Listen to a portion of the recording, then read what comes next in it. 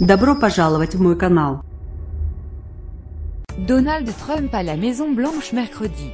Carlos Barriak Reuters discutant jeudi d'une réforme de l'immigration avec des sénateurs démocrates et républicains invités à la Maison-Blanche. Le président américain a provoqué un nouveau tollé avec des remarques jugées racistes.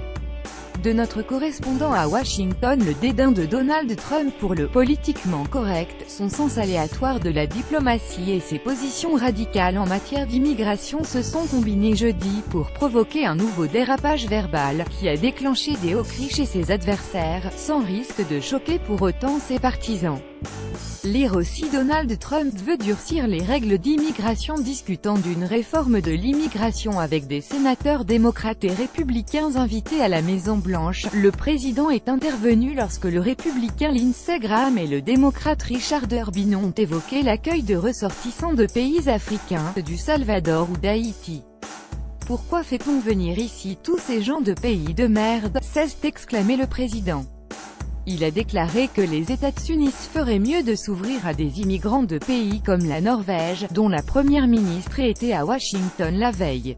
« Quel besoin avons-nous d'Haïtiens en plus ?» a déclaré Trump.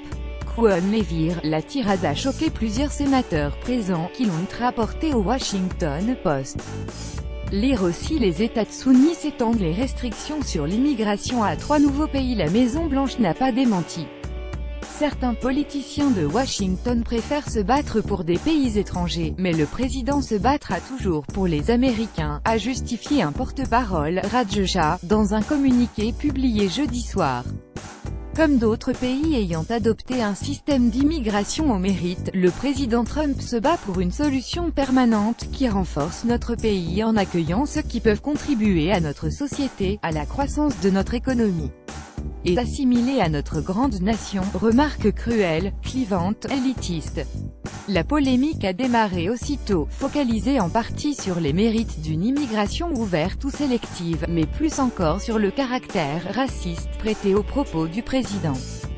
Cédric Richmond, chef du Black Caucus à la Chambre, y a vu une nouvelle preuve que son programme de « rendre sa grandeur à l'Amérique » consiste en fait à rendre sa blancheur à l'Amérique. La républicaine de l'Utah Mia Love, d'origine haïtienne, a dénoncé des « remarques cruelles, clivantes, élitistes qui contredisent les valeurs de notre nation ». Fin décembre, le New York Times avait relaté une réunion du mois de juin à la Maison-Blanche sur l'immigration durant laquelle Donald Trump aurait déclaré que les Haïtiens ont tout le sida et que les Nigérians, une fois accueillis aux États-Unis, ne retourneront jamais dans leur hutte. La porte-parole du président, Sarah Sanders, avait démenti tout commentaire désobligeant de sa part en cette occasion. Les adversaires de Trump font le rapprochement avec ces critiques virulentes des joueurs de football américains noirs qui posent le genou à terre pendant l'hymne national pour protester contre les violences policières visant leur communauté. Ils évoquent aussi ces commentaires ambigus en août après les incidents de Charlottesville où, malgré la mort d'une militante antifasciste provoquée par un néo-nazi, ils voyaient « des gens bien dans les deux camps ». Réaction timide chez les conservateurs. L'élu démocrate de l'Illinois Louise Gutiérrez a estimé que ce dernier dérapage pourrait faire échouer la négociation en cours sur une réforme de l'immigration. Démocrates et républicains ont fait une proposition au Sénat. La réponse est cette explosion raciste. Comment peut-on le prendre au sérieux, a-t-il lancé. L'administration Trump avait annoncé mardi que 200 000 Salvadoriens devraient quitter le pays avant 2019 ou risquer l'expulsion. Dans le camp conservateur, la fermeté du président est applaudie plutôt timidement. Le président déplore l'immigration de pays de monsieur, annonce Fox News, tout en ne citant que des républicains critiquant ses remarques. La politique d'immigration de l'Amérique d'abord est très populaire, affirme de son côté le site Breitbart News.